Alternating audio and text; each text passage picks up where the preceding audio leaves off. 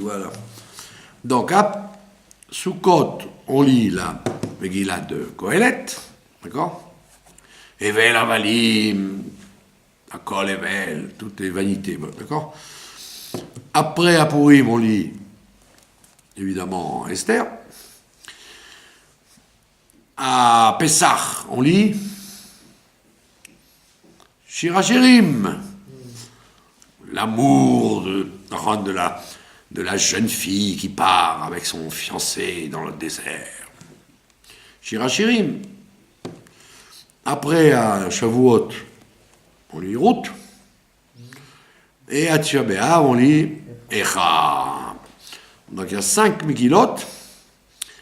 Alors les Ashkenazim, ce qu'on appelle les Prouchim, ceux qui sont venus avec le Gaon de Vilna à l'époque, parce qu'ils croyaient que Mashiach allait venir incessamment sous peu, déjà, le Gaon, il a dit, partez en Israël, faites-nous déjà le chemin. Donc ils sont venus ici, ils s'en sont appelés les Prouchim. Hein? Prouchim, c'est-à-dire les pharisiens, quoi, les gens très orthodoxes. Et donc eux, dans les synagogues des Prouchim, il y en a beaucoup, il y en a pas mal dans le monde. Bon.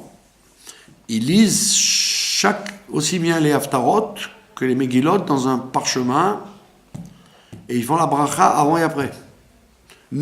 Alors que la plupart des Kehilot, comme nous, on fait que sur la Megillah de Esther en parchemin, bracha avant et après. Sinon, les autres Megillot, on les lit dans le Chumash, quoi. Il n'y a que la Megillat Ruth qui a mérité que tout le monde la lise dans un parchemin, sinon c'est pas cachère, avec une bracha avant et après. Et en plus, on s'arrange pour être minyan, pas tout seul. Voilà. Donc, à Purim, nous allons lire la Megillat Esther. C'est ce que nous allons étudier ce soir. Alors, Purim, c'est samedi soir. Et pour ceux qui habitent à Jérusalem, c'est lundi soir. C'est dimanche soir, pardon. Le lendemain de... Alors on écoute la Megillah dimanche soir. Nous, c'est dimanche soir, ouais. Dimanche soir et lundi. Après Arvi. Alors que dans le monde entier, c'était samedi soir et dimanche. Non, Après Arvi. Voilà. Alors, la Megillah, elle commence par... La Megillah, elle a été écrite par Esther. Et avec l'aide de Mordechai. Donc, c'est une Megillah prophétique. Et elle a eu Roi HaKodesh pour l'écrire. Et elle a été confirmée par les gens de la Grande Assemblée. Anjé Knesset Agdola. On peut dire le Sanhedrin? Non, les gens de la Grande Assemblée. Sanhedrin avec 70 membres. Les gens de la Grande Assemblée, c'est le gouvernement qu'a instauré Ezra. Ezra Sofer, quand c'était déjà à Bavel et quand ils sont revenus ici. Quand ils étaient à Bavel, Perse, etc. Et ils sont venus après ici. Et Mordechai faisait partie des gens de la Grande Assemblée. Il y avait Daniel, il y avait Mordechai, il y avait Ezra, Nehemia, Malachi, Chagai, il y avait des prophètes. Et le dernier, c'était... Et le dernier, c'était Shimon HaTzadik. C'est fou, hein, quand même. Quoi? Avec tous ces grands prophètes, Mashiach, il n'est pas venu. Bah, c'est ce qu'on dit dans la Gemara, on dit quoi? On dit avec tous ces gens d'avant, ils n'ont pas fait, nous on va le faire. Ah, que Shor Dara, cette génération-là, elle est plus cachère que celle d'avant. Alors on dit oui, parce qu'on est comme le nain sur l'épaule du géant. Donc c'est plus facile pour nous de terminer le travail. Eux, ils ont fait le plus gros. Nous, on fait les fignolages. C'est comme chez un couturier. Le grand couturier, il fait la belle robe et tout. Puis après, tu demandes à la bonne femme qui sait à peine coudre de couper les fils en bas, d'enlever les coutures superflues, etc. On est venu pour fignoler. Mais comme il semblerait, le fignolage prend plus de temps. Le finish prend plus de temps que le travail lui-même. Voilà. Donc là, la Megillah, chaque mot de la Megillah, chaque pasouk est d'une précision. C'est pour ça que la Megillah a été introduite dans le canon biblique. La Megillah fait partie des 24 livres de la Bible. Alors que l'histoire de Hanouka, elle ne fait pas partie du Tanakh. La Bible, Esther, c'est le dernier livre de la Bible. Avec les chroniques, les gens, les contemporains. Après, ce qui va jusqu'à la fin du deuxième temple, ça ne fait pas partie du canon biblique. Si vous voulez trouver lire l'histoire des Maccabim, il faut acheter la Bible chrétienne. Dans le Nouveau Testament, ils ont mis les livres. Eh oui, c'est eux qui en parlent. Pourquoi ? Parce qu'ils ont besoin pour relier jusqu'à Jésus. Donc pour faire la chaîne, ils continuent. Mais donc, nous, on a ces livres-là. Le livre de Ben Sira, Megillat Ta'anit, Maccabée, on les a. Mais dans la Bible chrétienne, vous avez ça, vous l'avez, mot pour mot. Mais ça ne fait pas partie du Tanakh. C'est cachère, c'est juste ce qui est écrit, mais c'est pas comme le Tanakh où c'est après le Ruach HaKodesh, avec des gématriotes, avec des secrets, etc. Donc la Bible, la Megillat Esther, elle a été retenue dans la Bible. Et donc, ça commence comme ça, Vayehi bimé Achashverosh. C'était du temps des jours d'Achashverosh. Où Achashverosh, ce même Achashverosh, à Molech, il n'y a pas écrit à Melech, il y a écrit à Molech. Mais Odou ve'at Kush, Sheva ve'esrim u'mea Medina. Voilà, la Gemara, elle dit, elle nous amène un grand klal, que chaque fois qu'elle écrit Vayehi, ça parle de malheur. Quand il écrit Veaya, c'est bien. Mais quand il écrit Vayehi, c'est pour annoncer des malheurs. Comme on voit dans la Megillah de Ruth, il a écrit Vayehi Bimei Shvot HaShoftim, du temps où les juges étaient jugés. Alors il y a eu la famine, et Elimelech, il s'est sauvé avec sa femme, ses enfants sont morts. Donc chaque fois qu'il écrit Vayehi, attends-toi à ce que ça tourne mal. Donc c'est pour nous prévenir que Achashverosh, il va préparer la Shoah, tuer tous les Juifs, pour nous annoncer que toute l'histoire du début, c'est pas du tout positif, quoi. Pas du tout joyeux. D'accord ? Alors, en plus, on te dit Achashverosh, la Gemara, elle dit que c'était Achashverosh, ça veut dire Achverosh. Il était le frère et la tête. Il était le frère de Nabuchodonosor qui avait détruit le temple. Et Rosh, ça veut dire la tête des antisémites.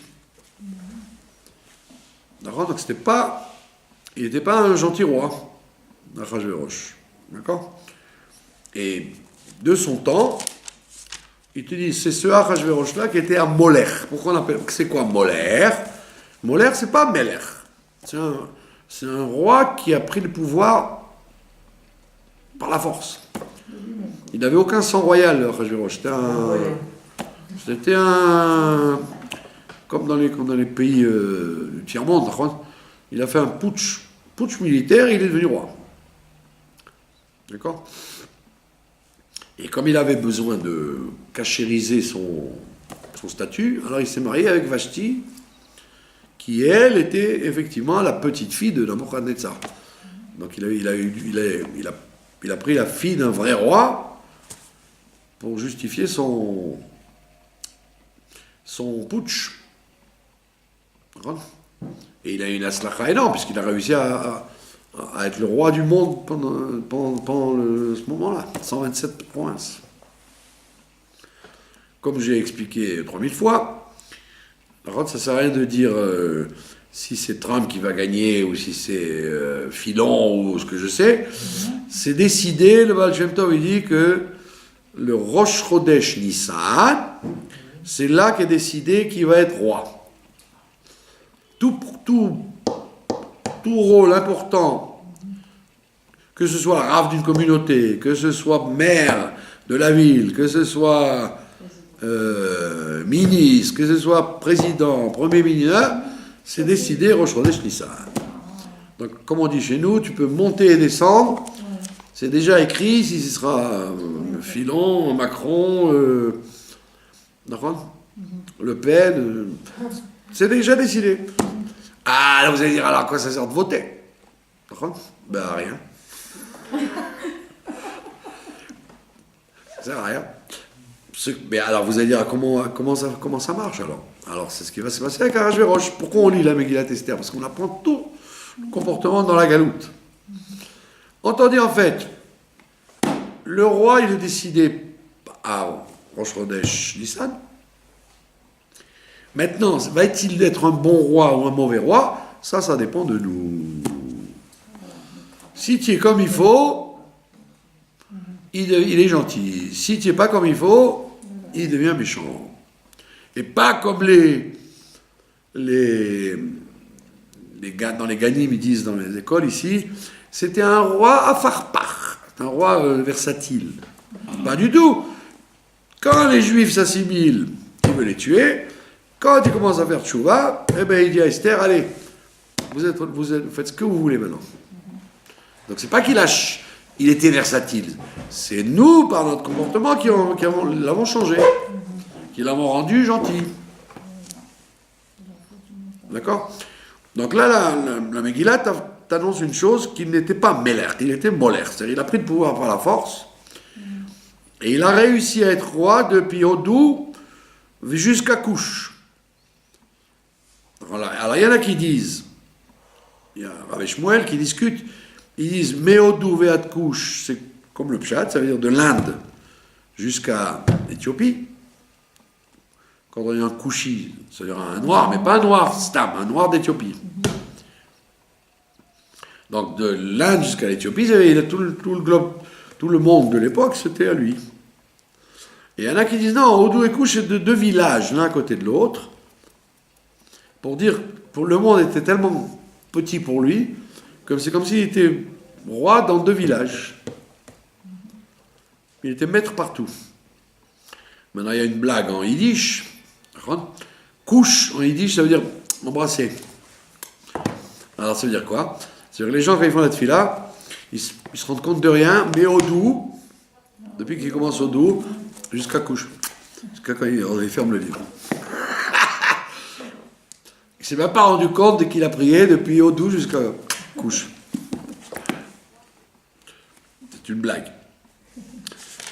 D'accord. Alors il te dit, il était roi de quoi? De Sheva Vesrim Umea Medina. D'accord? 127. Ça vous rappelle quoi, 127? Ah, pardon? Sarah Imenou, voilà. C'est ce que le Harizal il dit que Esther Amalka, c'était le Gilgoul de Sarah Imenou. Sarah, c'est dans la sphira de Chesed, c'est le plus haut niveau, et Esther, c'est dans la sphira de Malchut, c'est pour ça qu'on l'appelle Esther Amalka. Elle est revenue en Gilgoul. Quand elle était Sarah, elle a travaillé sur le Nefesh, sur sa vie à elle, 127 ans. Et après, elle est venue en Gilgoul dans Esther pour travailler sur 127 provinces. Ça veut dire sur le space. Chaque individu, il a un Nefesh. Ce Nefesh, il agit dans le temps et dans l'espace. Donc le Nefesh, il agit sur le Olam, sur l'espace, et sur le Shana, et sur le temps. D'accord? Donc votre Gilgoul à vous, c'est de travailler sur l'espace, puisque vous êtes les derniers Gilgoulim, donc vous travaillez sur l'espace. Alors qu'à l'époque, au temps du désert, par exemple, ils travaillaient sur le Nefesh, sur l'élévation de l'âme. Ça veut dire quoi? Pardon? sur l'espace, c'est le monde qui est autour de vous. C'est là que vous voyez si vous réalisez votre tikkun ou pas. Comment votre nefesh s'exprime avec réussite ou pas, c'est d'après l'impact que vous avez sur ce qui est autour de vous. Pardon? On travaille sur soi. On travaille quand même sur soi pour réussir à... Mais, tout à fait d'accord. Mais vous ne pouvez pas savoir comment vous travaillez sur vous si vous n'avez pas le feedback de ce qu'il y a autour. Comme on dit, Tov Shem Ishemen Tov. C'est mieux d'avoir un bon nom que de la bonne huile. Si vous arrivez à influer sur le monde, c'est que votre nefesh a réussi sa shlemout.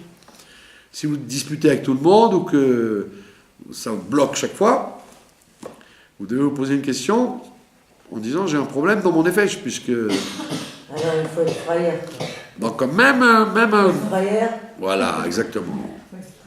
Il faut pas être frayeur, il faut être royal. Quand vous êtes royal, vous êtes apprécié des uns et des autres. Ça veut dire quoi? L'endroit où je travaille, Qui c'est qui est plus...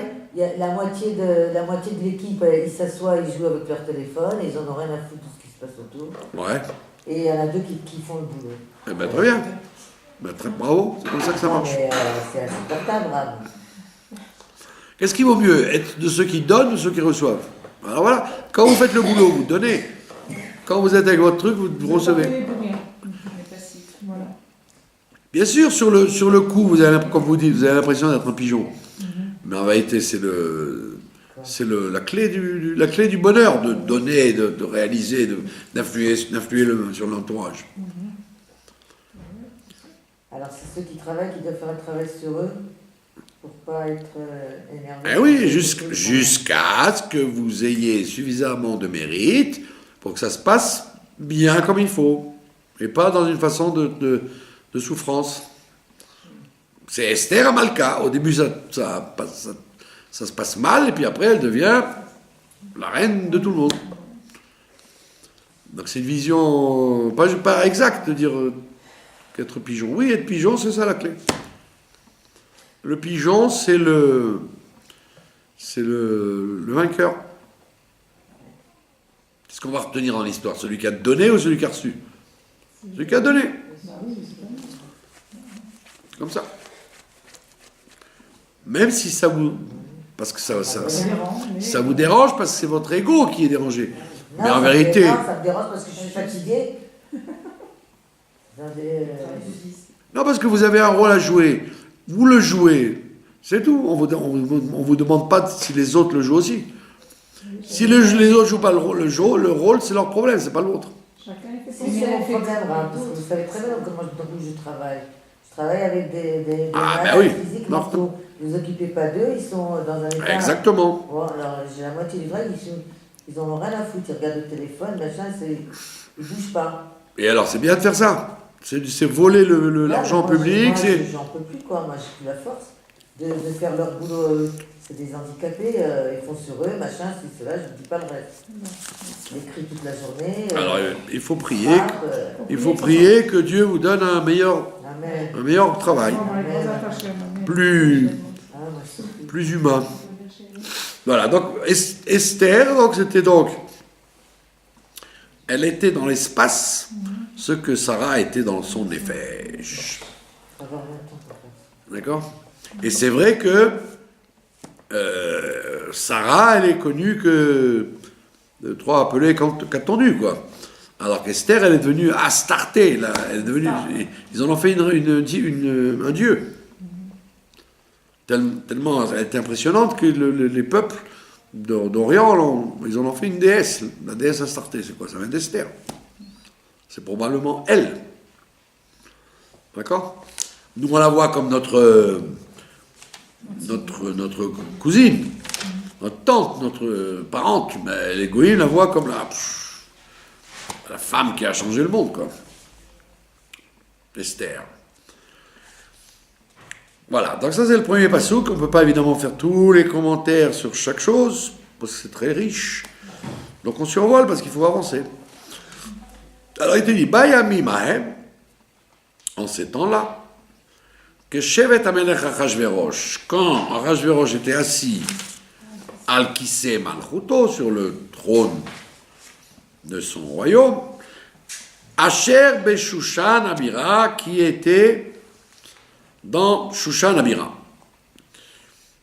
Alors là, je vais vous apprendre un grand secret, un très grand secret, que personne ne connaît. Si vous demandez à n'importe qui, tout le monde bafouille. D'accord ? À la fin de la Megillah, d'accord ? À la fin de la Megillah, il y a écrit, Achashverosh, il dit à Esther, à Shushan, ils ont tué tant et tant de gens, des descendants de Haman, et dans Shushan Abira, qu'est-ce qu'ils ont fait ? Alors les gens ne comprennent rien du tout. Shushan Abira, en réalité, c'est pas pareil. Shushan et Shushan Abira, c'est deux choses différentes. Il y a Shushan, c'est une ville, comme vous diriez l'île de France, et Shushan Abira, c'est la capitale de Shushan. Donc c'est pas Shushan qui est la capitale. C'est un pays qui s'appelle Shushan, comme vous diriez l'île de France, un endroit large, et à l'intérieur de ce pays-là, vous avez la capitale de cet endroit-là, c'est Paris. Paris, avant d'être la capitale de la France, c'était la capitale de l'île de France. Et le roi de France, il était dans la France, c'est-à-dire un petit boui-boui pas grand, quoi. Après, ça s'est élargi à l'Hexagone.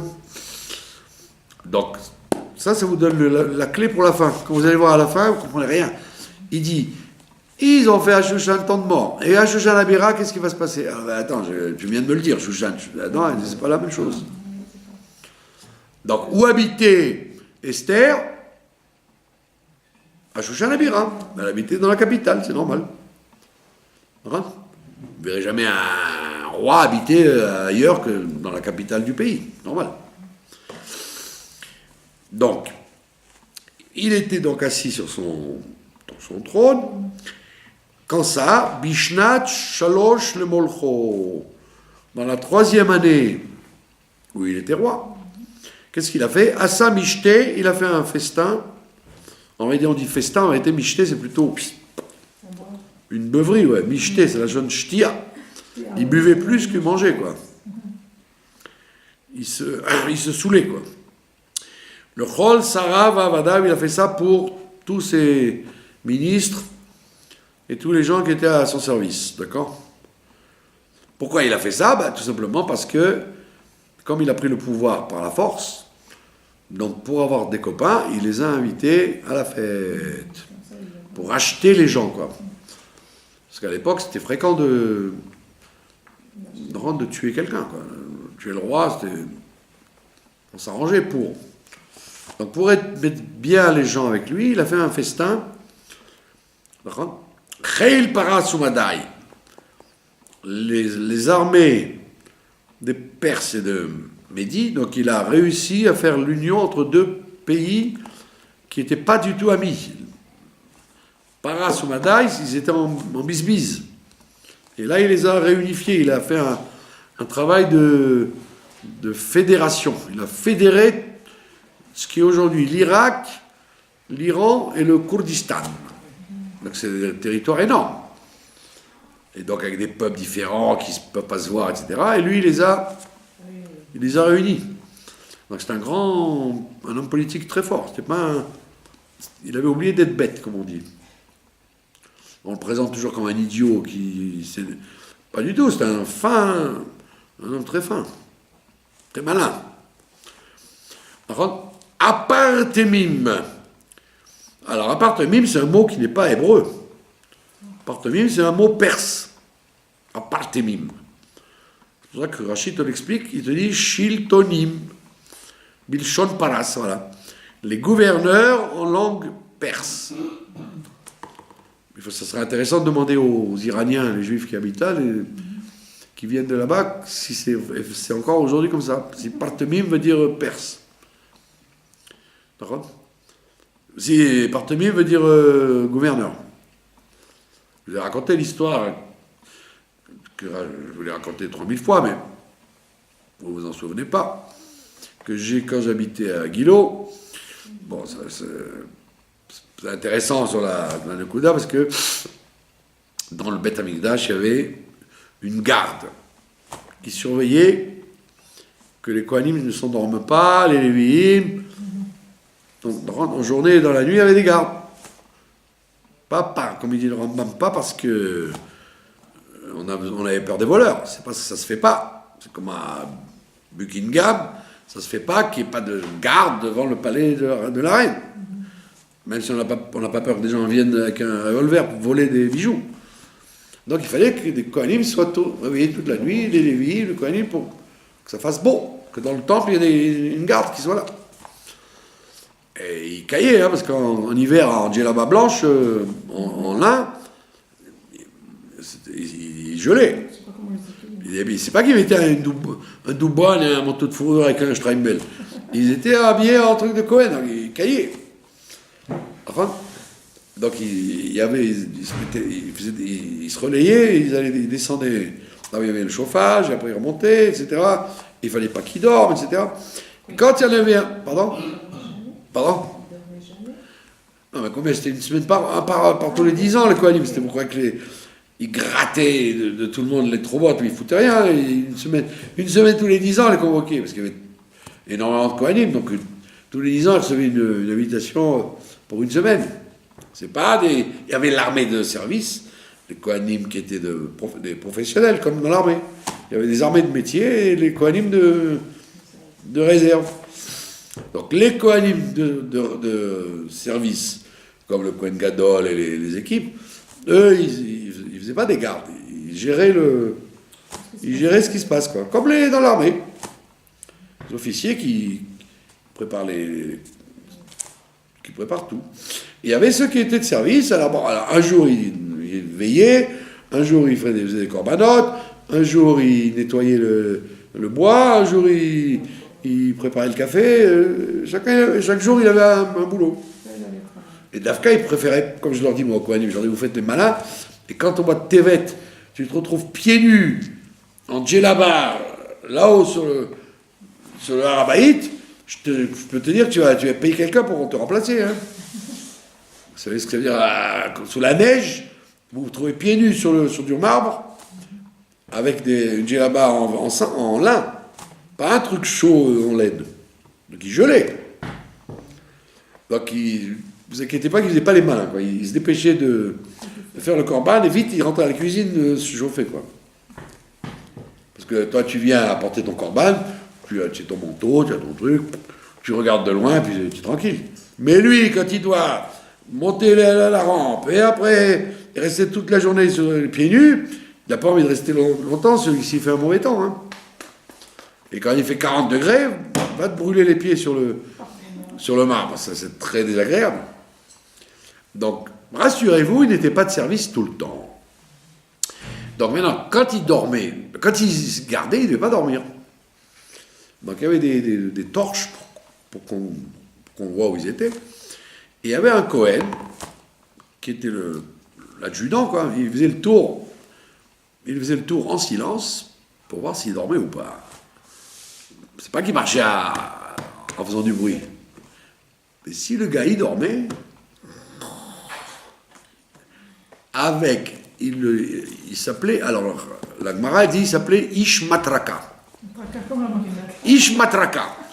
Et Rachid te dit, c'était un gros bâton, et il tabassait le Kohen, et des fois il mettait le feu à la djellaba, pour qu'il se réveille en sursaut.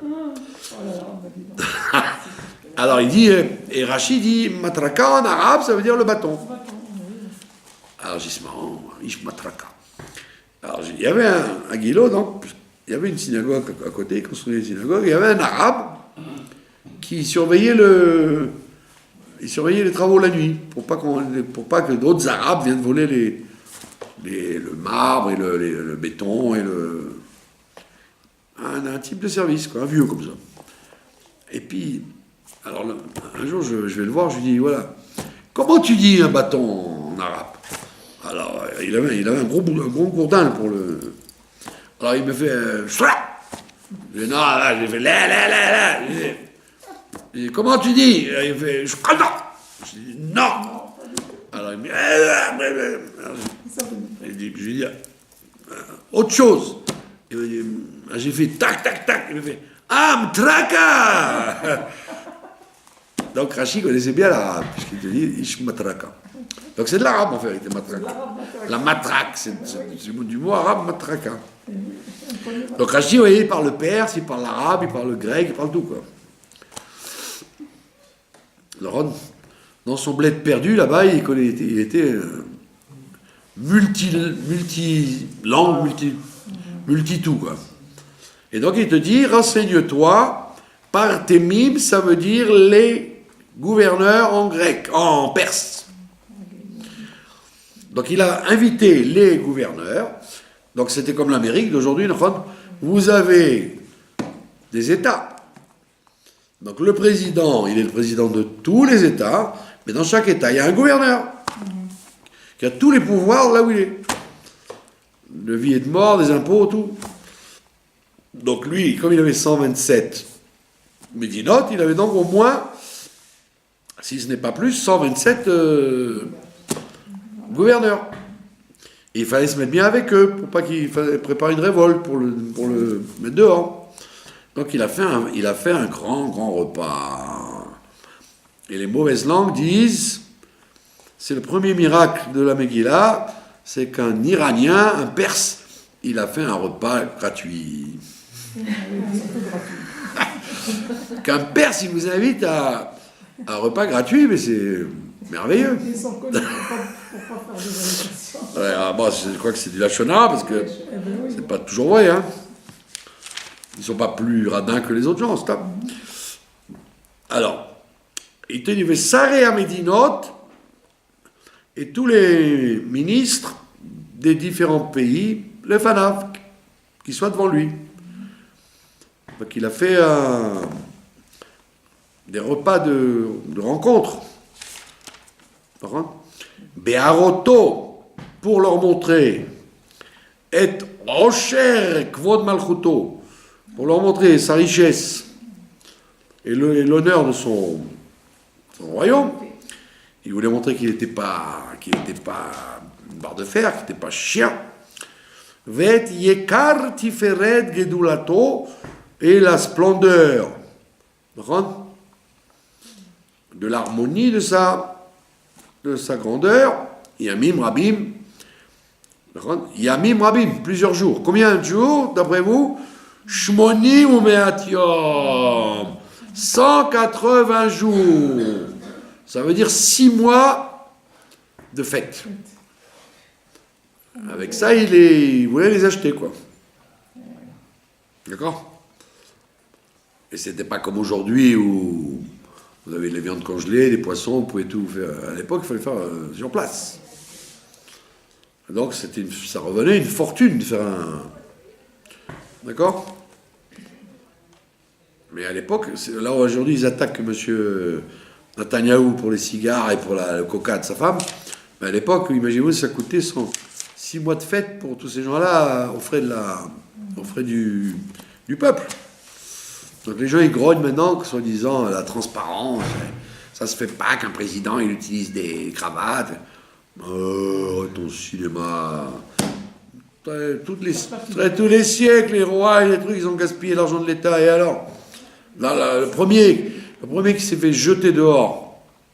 Qui c'est le premier qui s'est fait jeter dehors à cause du gaspillage d'argent? Shlomo HaMelech. Ah oui. Shlomo HaMelech. Au début, quand il écrit Shirachirim, il commence son rôle. Après, quand il écrit Michelet, il est le roi de tout Israël et le monde entier vient lui faire des courbettes. Quand il écrit Kohelet, il s'est fait jeter. Il est roi que de Jérusalem. Dans le monde entier, ils ont fait des manifs contre lui. Ils voulaient le tuer, ils voulaient le jeter. Pourquoi? Parce qu'il dépensait un argent fou avec toutes ses femmes. Donc on dit Shlomo HaMelech, en tous les cas, il n'était pas du tout aimé par les gens. Parce qu'au début, il l'aimait parce qu'il était chacham, etc. Mais après, il a commencé Il a imposé les gens, les gens devenaient ses esclaves. D'accord. À part David Ameler et Chizkiyahu, la plupart des rois, c'était tous des gens qui n'avaient aucun sens des économies. Alors aujourd'hui, il vous dit, Netanyahou, il achète des cigares. Eh ben, la brioute qui achète des cigares, ça coûte tellement cher les cigares à Médina, et puis avec son argent, il fait ce qu'il veut. Donc, pour vous dire qu'à travers les siècles, c'était fréquent que les rois ils gaspillent l'argent, mais à n'en plus finir, quoi. Imaginez-vous 6 mois de festin à Shushan, c'est ce que ça coûtait. D'accord? Uvimlot ayamim ahele, et quand ces jours-là se sont terminés, Asa Melech le Cholaham, alors il a fait comme ça, comme les gens ils disaient, bah ils sont gonflés, hein, tous les ministres sont venus du monde entier et nous on n'a rien, non. Qu'est-ce qu'il a fait? Il a fait la même chose aux gens Anim Tseim qui se trouvaient dans dans la capitale de Shushan. Il a dit, vous êtes jaloux que j'ai fait la fête à tous ces ministres, ben voilà, maintenant c'est pour vous aussi. Le Migadol Ve'ad Katan, du plus grand de la ville jusqu'au plus petit. Mishte, Shevat Yamim, il leur a fait un festin pendant 7 jours. Bachatzar, dans la cour. Ginat, Bitan, Ameler, dans la cour du jardin du Bitan. Bitan, Ameler, c'est un jardin, comment vous diriez, où il y avait tous les arbres et des... Botanique. Un jardin botanique. Là-bas, ça devait être en été, bien évidemment, en plein air, avec des grillades, tout ce que vous voulez, à l'œil. Donc c'est un grand démagogue, vous voyez, pour attirer les gens. Comme disaient les Romains, qu'est-ce que les gens ils veulent? Panem and circenses, du pain et des jeux. Donne-leur aux gens le football, la bière et les sandwichs, ils sont contents. Le monde n'a pas changé. D'accord? Chour, Karpas, Outrelet. Alors ça c'est les différentes... pourquoi on vous raconte ça? C'est lié avec la paracha de cette semaine. Dans la paracha de cette semaine, on vous raconte qu'ils ont utilisé 13 matériaux pour faire le Mishkan. Et comme Achashverosh, il voulait remplacer le Beth Amikdash, il a utilisé les mêmes coloris et les mêmes matériaux que le Beth Amikdash. Et ça voulait dire quelque chose parce que les gens qui étaient là-bas, ils avaient connu le Beth Amikdash. C'est pas comme nous. On vous dit Beth Amikdash, même votre grand-mère l'a jamais vu.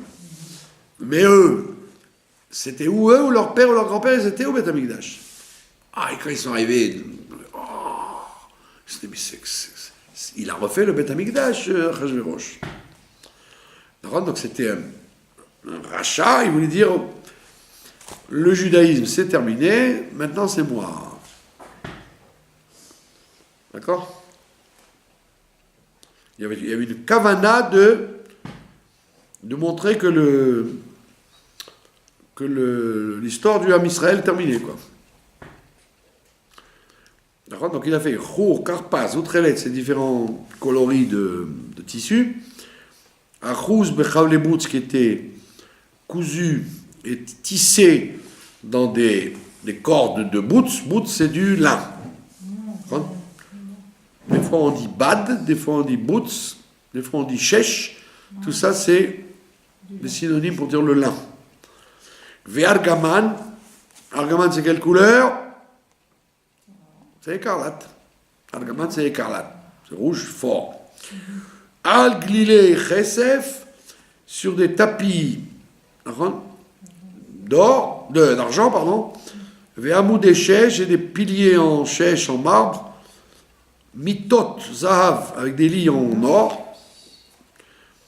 Chez nous, on dit chauffonné yannès, quoi. C'était très, très vulgaire. Ça criait de partout, quoi. C'est pas du tout discret, quoi. Par contre, très, très vulgaire, mais bon, c'était le style de l'Orient. Ils aimaient comme ça. Je connaissais un Russe. il était Khazan en Russie, puis il avait toutes les dents en or. Parce qu'en Russie, il avait toutes les dents en or. C'était vilain comme tout, ça faisait très arabe comme ça. Et après quelques années, il s'est refait toutes les dents en ivoire. Quoi, pourquoi? Parce qu'il habitait là-bas, dans une région de la Russie où c'était musulman, et donc c'était la mode d'avoir de l'or partout. Quoi. Dans les pays orientaux, vous savez, les hommes, ils mettent des bagues, ils mettent des chevalières, ils mettent des colliers, des trucs. Pas que le khaï de Natania à la plage. Il y en a qui mettent des trucs partout. C'est très oriental. Enfin, en tous les cas, même en Occident, ils faisaient ça. Au temps de Louis XIV et tout, il y avait des bijoux partout. Après, dans les siècles après, c'est resté en Orient, quoi. Avant, quand les gens ils étaient bar mitzvah, on leur offrait la gourmette, la bague, le shadaï, le nana, c'était très, très bar mitzvah. Maintenant, c'est de moins en moins, parce que ça fait très... On laisse plus aux femmes les bijoux qu'aux hommes. Quoi. Mais à l'époque, tous les rois et tous les... Par contre, ils avaient des colliers, Il y avait une discussion comme ça à Paris avec un Pesner. Il avait dit à quelqu'un, c'est assourd, t'as pas le droit, Shabbat et tout. Mais je lui ai dit, pourquoi c'est assourd? Tous les orientaux, ils ont des chevaliers et tout. Ça s'appelle pas porter Shabbat. Pour vous, en Russie, parce que vous étiez des bougnoules, vous avez des bijoux derrière. Bon. Mais lui, il vient du Maroc, je sais pas d'où. Il mettait la bague, ils aimaient le truc, ça s'appelle pas porter. Ils mettaient des bijoux, les gens, c'était fréquent.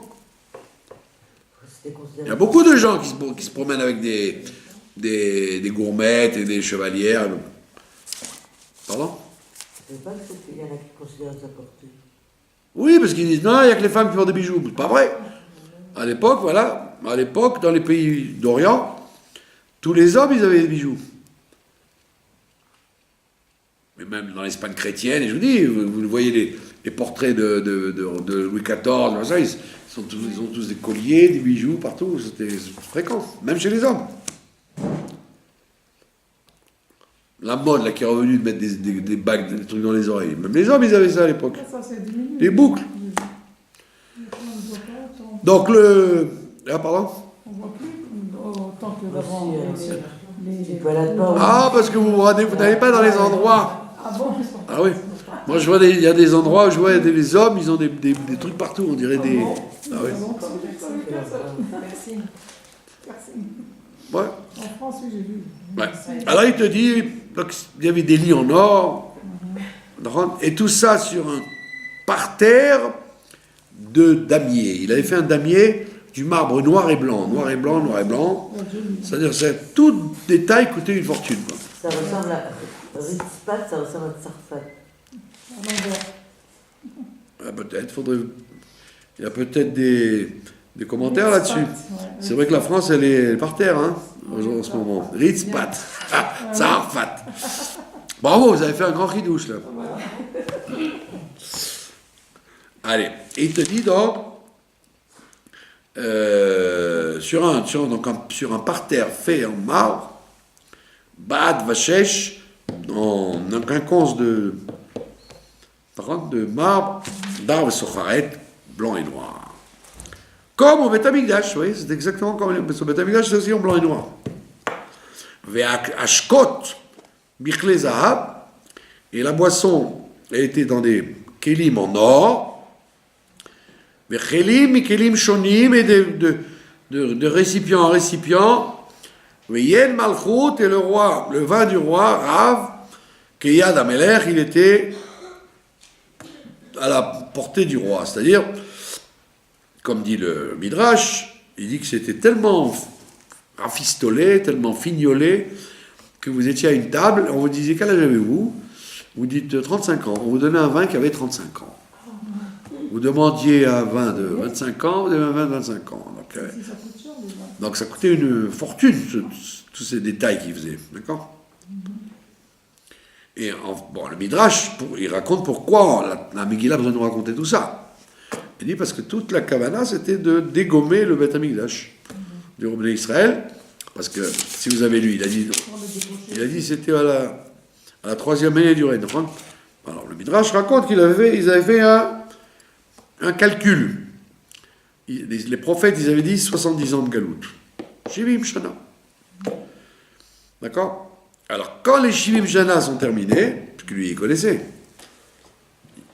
tous les antisémites connaissent très bien le judaïsme. D'accord? Ils ont découvert dans les bunkers du Hezbollah, dans la guerre du Liban, ils ont trouvé des Likutei Moharan, des Zohar, des Tanya. Ils connaissent tout. C'est pas des gens. Le judaïsme, on ne sait pas ce que c'est. Ils sont très au courant, soit parce que la gauche leur dit, soit parce que les antisémites sont très au courant de ce que les juifs y font. Comme je dis tout le temps, comment l'Inquisition, ils savaient le soir du Seder attraper les juifs? Ils avaient un calendrier? Non, ils avaient des juifs, des capots, qui leur disaient, ce soir c'est le Seder, c'est le meilleur jour pour les choper. Ils ont une table, des matzot et tout, tu vas les attraper. Sinon, ils pouvaient les savoir. Toujours des vendus quand même. C'est impossible autrement. Quand j'étais chez le rabbi à Pessah, quand je suis retourné, c'était sur Air France, alors c'était une semaine après Pessah, quoi. Alors le steward, il me dit, vous voulez un coca kasher le Pessah ou normal? Un goy, le steward de Air France. Alors j'ai dit, vous avez du coca kasher le Pessah? Il m'a dit, oui, c'était la fête chez vous, non? Vous savez qu'on buvait du coca kasher le Pessah? J'ai dit, non, la fête est finie, on peut prendre n'importe quel coca. C'est intéressant, il savait qu'à Pessah, on mange kasher le Pessah. Donc le monsieur en question, le Achashverosh, avec ses conseillers, etc., il a fait le calcul, ils ont dit, vous savez, les Juifs, ils ont dit 70 ans. 70 ans est arrivé, et pas de Géoula. D'accord? Donc il a dit, c'est fini pour vous. Donc il a dit, maintenant c'est moi qui remplace le Kohen Gadol, et il est sorti avec les habits du Kohen Gadol, etc. D'ailleurs, le pape, il a les habits du Kohen Gadol, quand vous regardez le pape. Ouais. Vous connaissez bien les habits du Kohen Gadol, c'est exactement la même chose. On ne lui demande pas, lui, d'enlever sa kippa. Pardon? On lui demande pas d'enlever sa kippa. Ah bah oui. Donc ça veut dire quoi? Que le Midrash, il nous dit que tout ça, c'était pour démoraliser un Israël, et puis il a dit, c'est fini, 70 ans, c'est une date précise, c'est pas bon, c'est pas venu, donc il n'y aura rien. Alors quelle est la réponse? C'est que ce qu'il va nous dire par la suite, que Mordechai, quand il arrive, la Megillah te dit un détail qui nous sert à rien. Il te dit qu'il est arrivé avec la galoute de Yechonia, la dernière galoute de Yechonia qui a eu. Tu as besoin de me raconter toute la vie de Mordechai maintenant? Et non, parce que les 70 ans, il fallait les compter jusqu'à Yechonia, jusqu'à ce que le dernier bastion des Juifs disparaisse d'Israël. Il y avait 13 ans de plus. Vous avez compris? Lui, il a calculé 70 ans d'après la destruction. Non, il fallait compter 13 ans où il y avait encore Yechonia et Sédécias à qui on a crevé les yeux, qu'il y avait encore 13 ans où il y avait encore des Juifs en Israël qui ne sont pas partis en galoute encore. Et donc si tu comptes 70 ans, tu dois les compter au départ des dernières communautés avec Mordechai. Donc c'est pour ça que la Megillah nous raconte qu'il est parti avec Yechonia. Il n'est pas parti avec le premier exil avec Jérémie. Et il y avait une différence de 13 ans en fait. Et c'est ça l'erreur de M. Achashverosh. Parce que combien de temps dure l'histoire de Purim? 13 ans. Depuis maintenant qu'on parle, quand il fait le festin, jusqu'au moment où on va prendre Aman et la guerre, etc., il va se passer 13 ans. Pas comme vous croyez, on dirait que ça se passe en quelques jours. Ouais. Et c'est ces 13 ans, effectivement, après 13 ans, il a laissé les gens construire le deuxième temple. Ça a été torpillé, et il est mort entre-temps.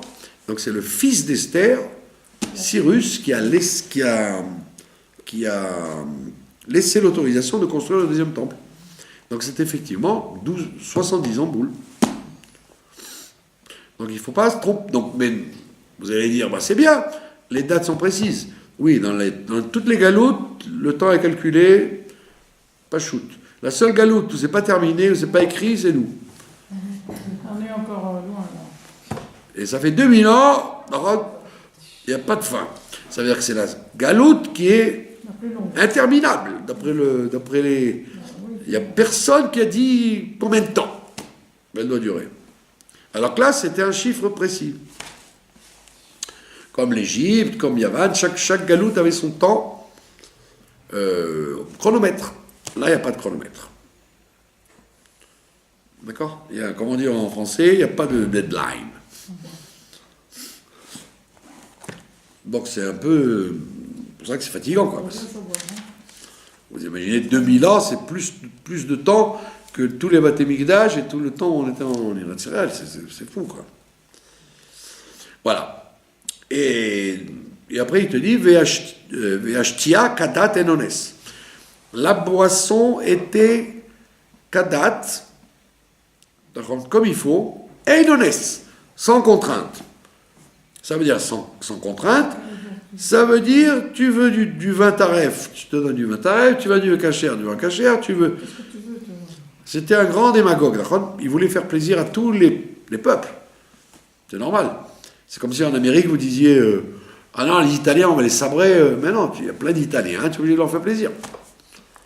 Et laisser tranquille, tu es obligé de faire l'union des peuples quand il y a une fédération de gens...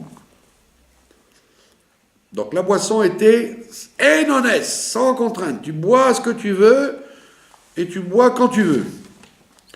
Qui chen Issad Ameler, c'est comme ça que le roi il a décidé. Alcool Rav Beto, surtout responsable de la maison. La Sot Kirson Ish Vaish, de faire comme chacun voulait. La Gemara elle dit pourquoi il écrit Kirson Ish Vaish? Elle avait qu'à dire Kirtsono. Comme il veut. Pourquoi Ish Vaish? Alors, tout simplement, la Gemara, elle attrape l'occasion pour vous dire Ish, c'est Mordechai, Ish Yehudi Aya, Beshushan Abira, et l'autre Ish, c'est Aman.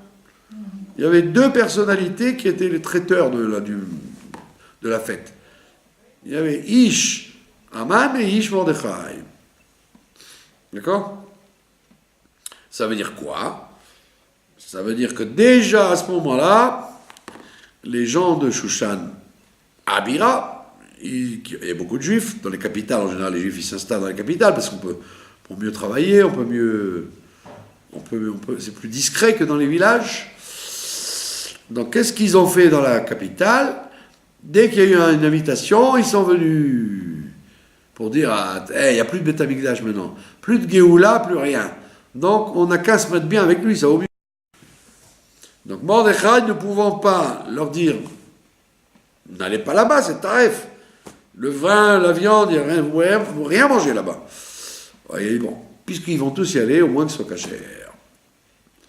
C'est le travail de galoute, quoi. C'est-à-dire, Bédi Avad, si je peux rien faire, au moins qu'ils mangent cachers. Comme les gens qui font en France ou en Amérique la Saint-Sylvestre, au moins que ce soit cachère. S'ils font le réveillon, au moins qu'ils mangent cachère. Pourquoi tu veux? En plus, tu vas leur donner des moules et du champagne taref, qu'ils mangent cachère. Ça n'a rien de dire non, si déjà, au moins que ce soit... Comme la polémique qu'il y a eu pendant des années ici, si un restaurant ouvert Shabbat, il faut lui donner un Teuda ou pas. Parce qu'il y a beaucoup de... Sur les routes, il y a des restaurants qui sont ouverts Shabbat, pour les chauffeurs. Il y en a qui sont fermés, il y en a qui sont ouverts. Et la Rabbanout avait une discussion, est-ce qu'on doit donner un cher alors qu'on sait qu'il est ouvert Shabbat? Ou les avions, pareil. Et là, elle ne voulait pas donner des repas cachers pour les avions qui voyageaient Shabbat, par les autres compagnies. Alors, parce qu'il ne fait pas Shabbat, il faut aussi qu'il mange taref. On dirait que être juif, ça veut dire ou tu fais tout ou tu fais rien. Il faut quand même D'accord? C'est pas parce que tu fais ça mal que ça, tu dois le faire aussi mal. Alors, si des gens, ils mangent, qu'ils mangent caché. D'accord? Donc, la même chose dans les restaurants sur les routes. Et la rabbanoute a dit, oui, on a l'air cher. Tant pis si c'est Shabbat, mais au moins on fait moins pire que de leur dire, allez, puisque vous êtes perdus, alors jusqu'au bout. Donc la même chose, Mordechai. Bien que il aurait bien voulu qu'il n'aille pas au festin, qu'il dise à Achashverosh, Slicha, on n'a rien à voir avec toi. Ils ont dit non, ils vont y aller. S'ils sont très assimilés, ils veulent mettre bien avec le pouvoir, alors faisons-le. Donc il y avait une marlaka glad kosher dans la salle. D'accord? Et il y avait pour les gens, les goïms et les autres, d'après Aman. D'accord? Donc ça vous fait bien baigner dans une atmosphère de la galoute. Comment ça marche dans la galoute? On voit bien que c'est plus le Beth Amikdash, il n'y a plus de splendeur, c'est tout du naviguer entre les gouttes, quoi. Voilà, et on finira avec ce verset qui va mettre les problèmes en place. Gam Vashti Amalka. Et donc même la reine Vashti, qui elle avait donc du sang royal, mamash. Asta Mishte Nashim, elle aussi, elle a fait un festin de femmes, Bet Amalchut, dans la maison des femmes royales, Asher la Melech Achashverosh. Ça veut dire que, depuis l'histoire de l'humanité, il y avait des salles pour les hommes et des salles pour les femmes. Ça veut dire que c'était normal que les hommes ils veulent rigoler entre eux. Qu'est-ce qu'elles viennent faire les femmes au milieu? Donc il y avait les hommes par là, les femmes par là. C'est pas qu'ils étaient des tzadikim, c'est qu'ils comprenaient que pour rigoler. Vous voyez d'ailleurs dans une soirée quelconque, automatiquement les hommes se mettent entre eux, les femmes entre elles. Pourquoi? Parce que ceux-là ils vont parler de football, politique ou Torah, et les femmes, couture, cuisine, parfum. Ouais, les enfants. Non, c'est ça, chacun il a son centre d'intérêt. Et en vérité, c'est là que le miracle va commencer, c'est qu'elle ne va pas vouloir venir, etc., etc. Et le suspense a commencé. On va continuer quand, alors? Quand vous voulez.